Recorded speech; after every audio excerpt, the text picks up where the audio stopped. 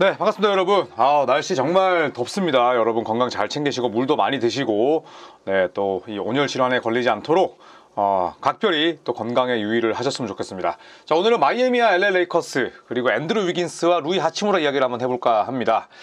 마이애미와 레이커스가 협상이 진행 중인데, 마이애미의 앤드루 위긴스가 주요 골자입니다. 그래서 레이커스가 앤드루 위긴스를 영입하는 대가로 마이애미 쪽에 루이 하치무라, 달튼 커넥트 1라운드 픽 한 장, 그리고 셀러리 필러를 받아오는 그런 딜에 대해서 서로 이야기를 나눴습니다. 자, 이 골자로 레이커스와 마이애미가 대화를 나눴지만 일단 레이커스가 거절한 상태라고 해요. 네, 레이커스는 트레이드 시장에서 정말 웬만해서는 뭐 1라운드 픽을 잘 태우지 않기로 유명한 팀이고, 그리고 라펠링카 단장의 성향 자체가 좀 뭔가 시원시원한 맛이 있지는 않습니다. 그러다 보니까 현재 트레이드는 답보 상태에 머물러 있는데, 레이커스는 앤드루 위긴스에 대한 관심이 있어요. 그리고 레이커스는 그 앤드루 위긴스를 보유한 마이애미가 가격을 조금 떨어뜨리기를 바라고 있습니다. 자, 루카 돈치치 영입 이후에 레이커스가 지니고 있는 1라운드 픽 가치는 하락했죠. 자, 왜냐하면 만약에 돈치치가 오지 않았더라면 르브론 제임스가 은퇴하고 레이커스는 전력 약화를 피할 수 없었을 겁니다. 전력이 약해지면 1라운드 픽의 가치는 당연히 반대로 높아지는데, 돈치치를 영입했다는 건 레이커스가 돈치치와 연장 계약을 맺는 그 순간부터는 더욱더 윈나우 시스템으로 갈 수밖에 없다는 걸 뜻하죠. 그렇다면 제 아무리 1라운드 픽이라 하더라도 그 가치는 떨어질 수밖에 없는데, 일단 레이커스는 이거 윙을 영입하는 데 있어서 1라운드 픽 쓰기는 좀 아깝지 않나라는 스탠스이지 않을까 생각을 하고요. 자, 그리고 하치무라와 1라운드 픽 이걸 동시에 내보내고 싶진 않았을 가능성이 높습니다. 말씀드렸지만 뭐 모든 단장들이 누가 손해를 감수하면서 딜을 하겠어요. 그런데 펠링카 단장은 좀 유독 그런 스탠스가 심하긴 합니다. 그러니까 그게 잘못됐다는 게 아니라 성향 자체가 그렇다는 거죠. 때로는 지르고 때로는 그냥 뭐 뒤도 돌아보지 않고 딜을 해야 될 때도 있는데, 레이커스의 라펠링카 단장은 좋게 말하면 신중에 신중을 거듭하는 타입이고, 뭐 조금 부정적으로 말하면 진짜 뭐 당근마켓에서 거래하는데 계속 피곤할 때까지 깎는 스타일이에요. 그래서 판매자가 아이씨 안 팔어, 이렇게 나올 수 있는 유형이라는 거죠. 자, 일단 위긴스와 하치무라의 잔여 계약을 살펴보면 위긴스는 2526 시즌 28.2mm고요 2627 시즌이 30.2mm입니다. 자, 그런데 마지막 해에 플레이 옵션이 있기 때문에 2026년 여름에 FA로 나올 수도 있는 상황이고요. 루이 하치무라는 만기입니다. 2526 시즌 15.7mm, 굉장히 저렴하죠. 그리고 2026년에 비제한 자유계약 선수로 불리게 됩니다. 자, 그렇다면 왜 하필 이 위긴스가 트레이드 루머의 중심에 서 있을까요? 자, 일단 도리안 피니 스미스와 연장 계약을 맺지 않은 레이커스죠. 물론 제이크 라라비아라는 또 빅 윙을 데려오긴 했습니다만 1번부터 한 3번까지 막을 수 있는 그런 윙 자원은 현저히 부족합니다. 루이 하치무라도 이제는 뭐 완연한 4번이라고 봐야 되고요. 라라비아 역시 백코트를 막을 수는 없습니다. 하지만 앤드루 위긴스는 1번부터 3번, 1번부터 4번까지 막을 수 있는 윙이죠. 자, 그렇기 때문에 마이애미 측에 위긴스 트레이드 가능 여부를 먼저 문의했습니다. 마이애미가 레이커스를 찾아간 게 아니라 레이커스가 먼저 문의를 한 거죠. 자, 그런데 이후에 마이애미가 레이커스 쪽에 역제안을 합니다. 위긴스를 팔 수는 있는데 1라운드 픽 주고 하치무라 주고 커넥트 주고 그 다음에 셀러리 필러 줘. 예를 들어 막시 클리바나 게 빈센트 같은 선수를 넣을 수가 있겠죠. 자, 앤드루 위긴스 같은 경우는 이미 워리어스에서 챔피언 경험을 지니고 있습니다. 그 당시에 뭐 제이슨 테이텀도 잘 막았고 루카 돈치치도 괴롭혔죠. 대인 수비에 굉장히 능하고요. 또 1, 4번까지 커버가 가능합니다. 자, 물론 리그를 대표하는 어마어마한 락다운 디펜더 원티어라고 볼 수는 없지만 그래도 어떤 팀에 데려다 놔도 제 몫을 해낼 수 있는 디펜더이죠. 그리고 평균 17점, 18점이 가능하고 평균 3점 성공률도 평균 이상을 상회하면서 두세 개씩 꽂을 수 있는 그런 선수입니다.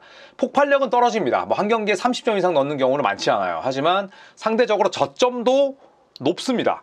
그렇기 때문에 굉장히 뭐 육각형이 어마어마하게 큰 건 아니지만 적당한 육각형 선수이자 투웨이 플레이어죠. 평균 17점, 18점 넣으면서 이 정도 수비를 할 수 있는 윙이 생각보다 많지 않습니다.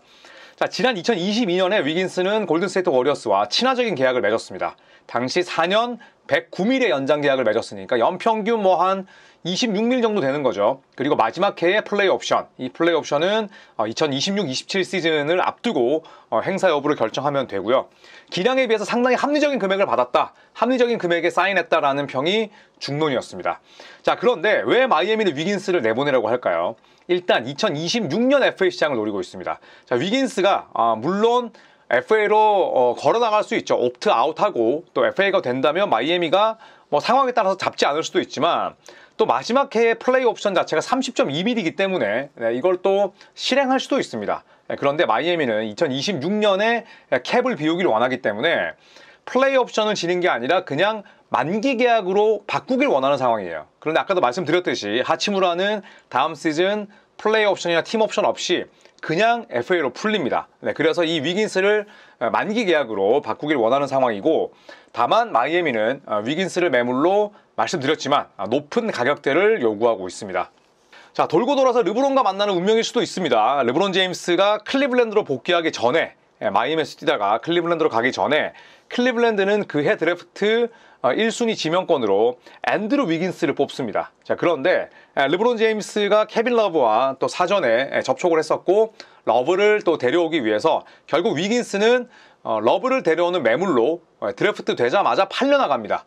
결국엔 미네소타로 가게 됐고, 그리고 케빈 러브와 르브론 제임스는 클리블랜드에서 뛰게 되죠. 만약에 레이커스와 마이애미가 상호 협의를 잘해서 위긴스가 레이커스에 합류한다면 르브론과 정말 돌고 돌아서 만나게 되고, 또 르브론과 함께 뛰는 10번째 드래프트 1순위 선수가 됩니다. 역대 최다죠. 물론 뭐 정말 적게 뛴 경우도 있지만 그만큼 또 르브론 제임스 옆에 또 나쁘지 않은 동료들이 있었다, 이렇게 해석을 할 수가 있겠죠. 르브론과 함께 뛰었던 1픽을 살펴보면 샤킬 오닐, 클리블랜드, 조 스미스, 클리블랜드, 그레고 오든, 마이애미. 자, 이 3명의 빅맨과는 그런데 길게 뛰지 못했고요. 그리고 전성기도 지났습니다. 그냥 뭐 재미로 봐주시면 될 것 같고, 카이리 어빙과는 클리블랜드에서 오래 뛰었죠. 앤드루 보고트는 클리블랜드에 정말 잠깐 있었습니다. 진짜 말 그대로 찍먹만 했고, 그리고 데릭 로즈 역시도 클리블랜드에서 오래 뛰지 못했죠. 그러니까 지금 제가 클리블랜드에서 호흡을 맞췄던 5명을 살펴보면 샤킬 오닐, 조 스미스, 앤드루 보고, 데릭 로즈는 그냥 뭐 굉장히 짧게 뛴 선수들입니다. 그레고 오든 역시 마이애미에서는 그레고 오든이 장기간 결장을 딛고 돌아온 상태였기 때문에 몸 상태가 엉망이었고요. 카이리 어빙 정도가 오래 뛴 거죠. 자, 그리고 LA 레이커스로 와서도 3명을 만나게 됩니다. 앤서니 데이비스, 드와이트 하워드, 디안드레 에이튼인데, 르브론 제임스의 남은 선수 경력을 감안한다면 에이튼과도 뭐 길어봤자 2시즌일 거고요. 드와이트 하워드는 전성기가 완전히 지났었고, 앤서니 데이비스와 오래 뛰었죠.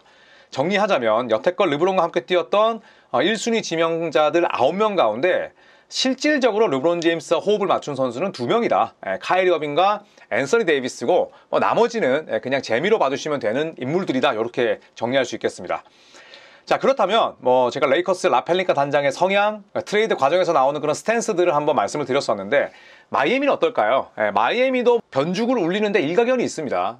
이렇게 뭐 펜라일리 회장이 또 있고, 또 펜라일리 회장이 물론 레이커스 출신이긴 합니다만, 또 최근 들어서 뭐 시원시원하게 지르거나 혹은 광폭 행보를 보여준 적은 거의 없어요. 그러니까 이런 딜에 있어서 지나치게 신중하고 절대 단 1원도 손해를 안 보려는 두 구단의 만남이기 때문에 저는 트레이드가 일어날 가능성은 이제 사라졌다고 생각을 합니다. 그러니까 좀 뭐 그렇게 말씀을 드리자면 그냥 끼리끼리 만났기 때문에 서로가 절대 양보하지 않을 거예요.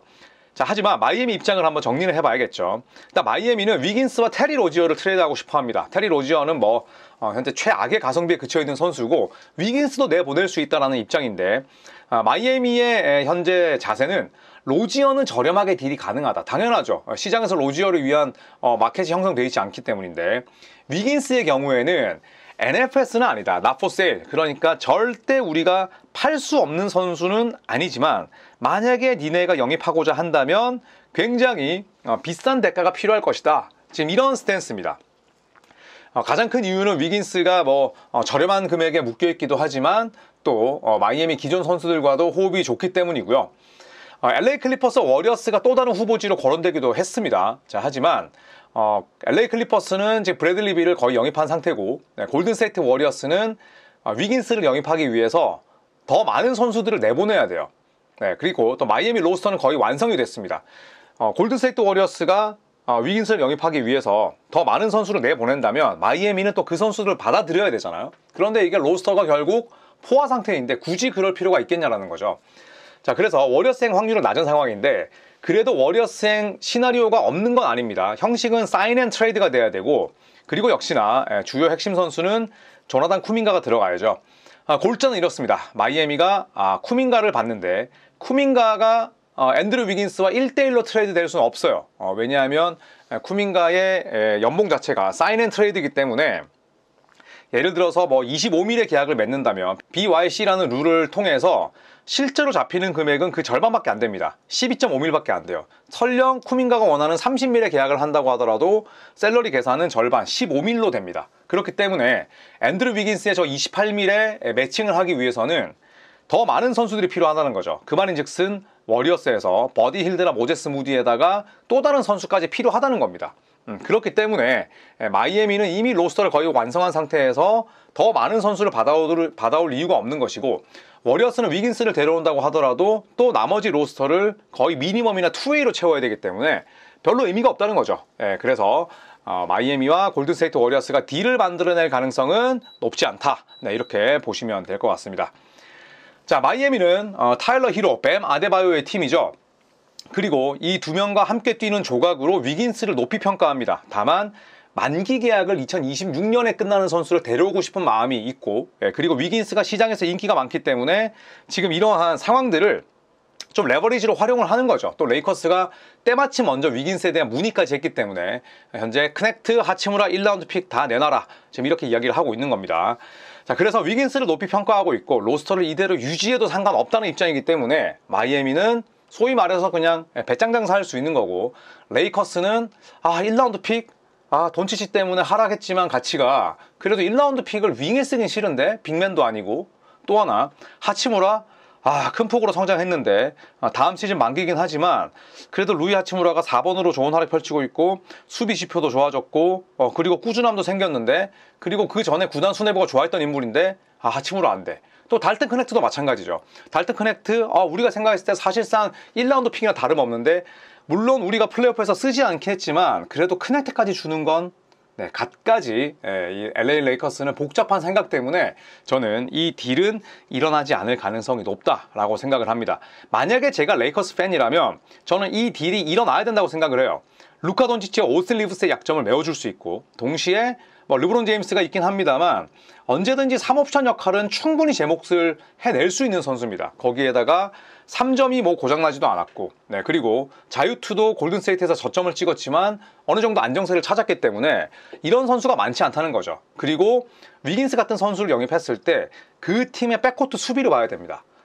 레이커스의 백코트 수비는 최악이잖아요. 그렇다면 위긴스의 이런 공수 양면에서의 장점들, 3점을 잘 넣으면서 17점, 18점을 집어넣고 터프한 수비를 하면서도 그리고 또 영리하게 수비를 할 줄 알고, 유시지 퍼센테이지, 내 손에서 공격이 끝나는 횟수가 그렇게 많지 않아도 되는 선수, 볼 욕심에 대한 그런 야망이 별로 없는 선수를 데려올 수 있다면 저는 레이커스가 과감하게 질러야 된다고 생각을 해요. 하지만 그럴 일은 없다는 것, 레이커스 팬들은 또 어떻게 생각하실지 모르겠지만 제가 만약에 레이커스 팬이라면 저는 무조건 이 딜을 해야 되고, 이 딜이 현재 답보 상태인 건 좀 답답할 수 있다고 생각을 합니다. 자, 물론 앤드류 위긴스도 만기가 될 수 있죠. 플레이 옵션이 있기 때문에.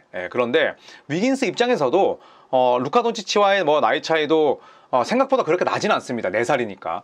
그렇다면 또 빅마켓에서 뛰어본 경험도 있고, 또 앤드류 위긴스가 미네소타, 골든스테이트, 그 다음에 다시 마이애미까지 갔다가 레이커스로 온다면 본인은 또 안정적인 커리어를 쌓고 싶은 마음이 클 겁니다. 이제 나이도 30살이 넘어가고. 그렇기 때문에 위긴스가 1년 뒤에 만기가 될 수 있고 길어봤자 2년 남은 선수인데 1라운드 픽을 써야 되냐? 라고 묻는다면 저는 써야 된다. 1라운드 픽이 가치가 그렇게 높지도 않고, 어차피 하치무라도 똑같이 만기가 되는 거는 시기만 다를 수 있을 뿐 마찬가지이기 때문에 그런 비슷한 고민을 한다면 저는 하치무라보다 선수 티어가 한 단계 위이고 수비는 훨씬 좋은 위긴스를 데려와야 되지 않을까 개인적으로 생각을 합니다. 자, 레이커스 팬분들의 생각은 어떠신가요? 저와 정면으로 반대되는 생각을 가지신 분도 계실 것 같은데 댓글도 많이 남겨주시고 또 서로 자유롭게 의견을 교환하시면 저도 더 재밌게 댓글을 읽을 수 있지 않을까 생각을 합니다. 자, 여러분 날씨 아주 덥습니다. 건강 조심하시고요. 오늘도 컨텐츠는 많이 올라가니까 더 많은 사랑을 부탁드리겠습니다. 구독도 눌러주십시오. 고맙습니다.